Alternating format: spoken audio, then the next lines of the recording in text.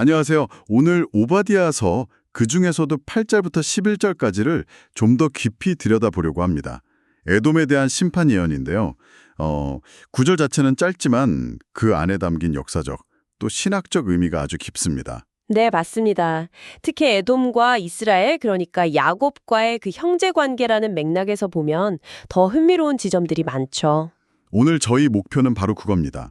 에돔이 왜 심판받는지, 그들의 죄가 구체적으로 무엇이었는지, 특히 그 형제, 야곱과의 관계 속에서 어떻게 드러나는지 파헤쳐보는 거죠. 당시 시대 상황하고 연결해서요. 좀 생생하게 느껴보실 수 있도록 디테일에 집중해 보겠습니다. 네. 이 구절들이 재밌는 게 그날이라는 표현, 또 에돔의 지혜, 그리고 형제 배신이라는 주제가 아주 그냥 촘촘하게 얽혀 있어요. 이걸 오바댜서 전체 나아가서 구약 예언서라는 큰 그림 안에서 보면 그 의미가 더 선명해질 겁니다. 자, 그럼 8절부터 바로 시작해 볼까요? 그날에 안 그럴까? 이런 수사적 질문으로 시작하잖아요. 이게 그냥 물어보는 게 아니라고요. 네, 그렇죠.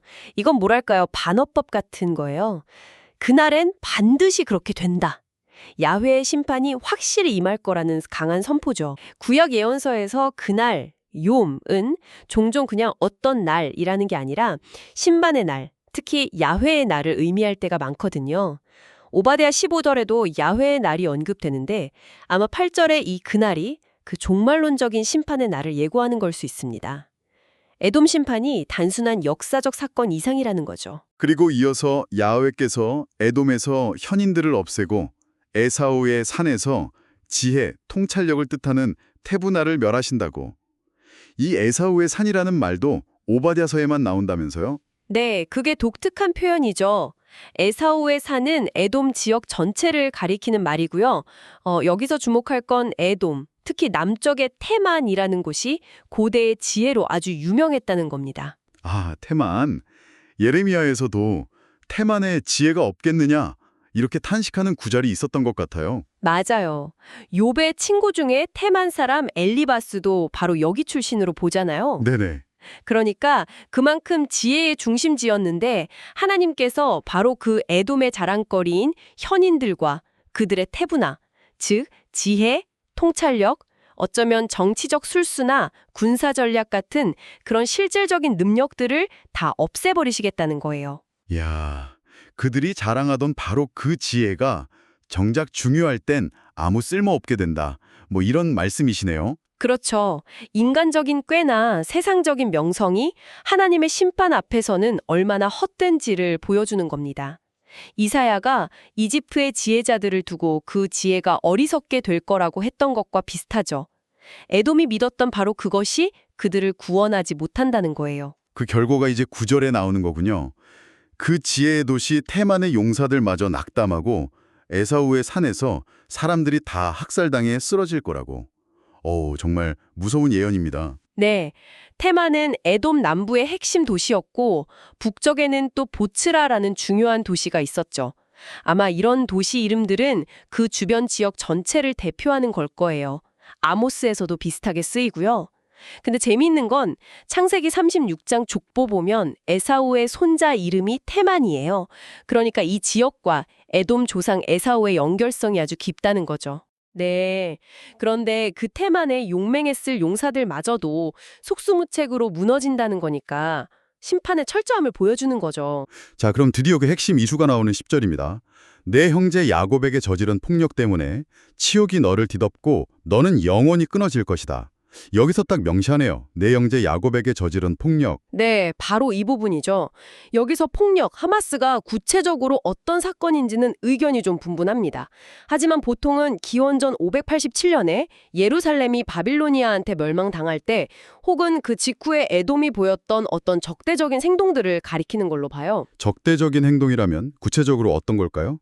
그냥 보고만 있었던 거 아니면? 단순 방관을 넘어서 아마 약탈에 가담했거나 아니면 예루살렘에서 도망쳐 나오는 유다 백성들을 괴롭히거나 길을 막았을 가능성도 제기됩니다. 시편 137편 같은 데서도 그런 뉘앙스가 좀 보이고요. 아, 정말 그렇다면 이건 그냥 남의 일이 아닌데요? 그렇죠. 그래서 여기서 영원히 끊어질 것이다. 이건 그냥 일시적인 패배가 아니에요. 완전한 소멸. 역사에서 그냥 지워져 버리는 걸 의미하거든요. 그만큼 에돔의 죄가 심각하다는 겁니다. 그 폭력의 구체적인 모습이 11절에도 자세히 나오는군요. 네가 멀찍이 서 있던 그날 낯선 자들이 그의 군대를 사로잡아가며 이방인들이 그의 성문에 들어와서 예루살렘을 놓고 제비를 뽑던 그날. 아, 정말 눈에 선한데요. 네, 바로 이 구절이 에돔죄의 본질을 딱 짚어줍니다. 직접 칼 들고 예루살렘을 부순 건 아닐지 몰라도요. 형제인 야곱, 즉 이스라엘이 그렇게 처참하게 무너지고 있는데 저 멀리서 강 건너 불구경하듯 했다는 거예요. 방관한 거죠. 방관만 한 게 아니라 네, 그 이상이죠. 심지어 예루살렘을 점령한 이방인들, 그러니까 바빌로니아 군대와 한패가 되었다 이라고 고발해요. 한 패가 되었다. 이건 뭐 그냥 아무것도 안 한 소극적 방관이 아니라 암묵적인 동조, 배신 행위죠. 신학적으로 보면 마땅히 해야 할 형제로서의 사랑, 연대의 의무를 저버린 부작위의 죄, 즉 하지 않음의 죄라고 할 수 있습니다. 여기서 형제라는 관계가 정말 결정적이네요. 그 관계 때문에 에돔의 죄가 훨씬 더 무겁게 다가오는 것 같아요. 근데 문득 이런 생각이 드네요.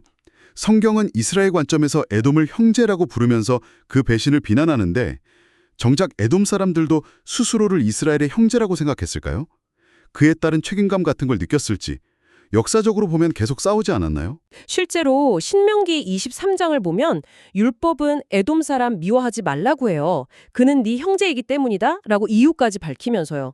암몬이나 모압과는 다르게 취급하죠.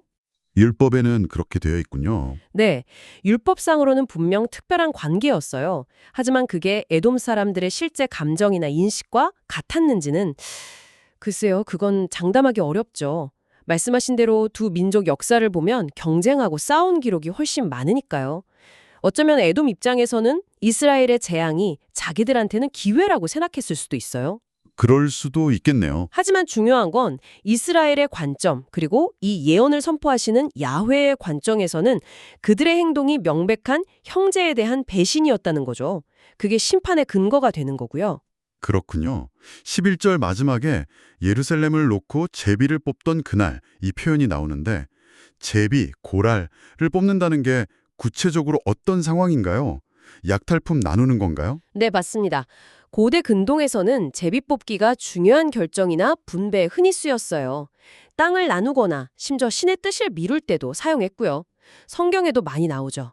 예루살렘 함락 상황에서 제비를 뽑았다는 건 점령군인 바빌로니아가 약탈한 전리품, 특히 포로로 잡은 사람들, 귀족들이나 쓸모있는 사람들을 노예로 삼아서 나누기 위해 제비를 뽑았다는 의미로 해석하는 게 일반적입니다. 사람들을 놓고 제비를 뽑았다고요? 아, 네, 나훔서 3장 10절에도 니누에가 망할 때 귀족들이 제비 뽑혀 끌려가는 장면이 나오거든요. 굉장히 참혹한 거죠. 근데 바로 그 현장, 형제 민족의 운명이 그렇게 제비 뽑기로 결정되는 그 자리에 에돔이 같이 서 있었다는 것. 어쩌면 그 분배에 참여했을지도 모른다는 암시가 담겨 있는 겁니다. 와, 네, 이스라엘 입장에서는 정말 씻을 수 없는 배신감을 느꼈을 거예요. 시편 55편 보면 시인이 자기를 배신한 게 원수가 아니라 가장 믿었던 친구였다고 탄식하잖아요.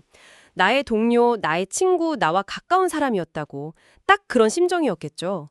에돔의 행위는 단순한 적대 행위를 넘어선 아주 깊은 배신으로 받아들여진 겁니다.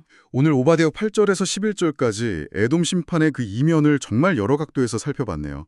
이게 그냥 옛날 이야기가 아니라 형제 관계에서의 배신, 또 위기 상황에서 외면하고 방관하는 것, 심지어 가해자 편에 서는 것, 이런 윤리적인 문제가 어떻게 하나님의 심판 근거가 되는지를 보여주는 것 같습니다. 마땅히 해야 할 도움이나 연대를 외면한 하지 않음의 죄, 즉 소극적인 방관에 있었다는 점이 오늘 우리에게도 생각할 거리를 많이 던져주는 것 같아요. 뭐 개인적인 관계든 아니면 사회 공동체 안에서든 어려움에 처한 이들을 보고도 그냥 멀찍이 서 있는 우리의 모습은 어떤지 돌아보게 만들죠. 네, 그래서 마지막으로 이 질문을 한번 던져보고 싶습니다. 여러분, 가장 가까운 이웃 혹은 우리가 속한 공동체가 고통받는 현장에서 그저 멀찍이 서 있는 것만으로도 우리는 공범이 될 수 있을까요?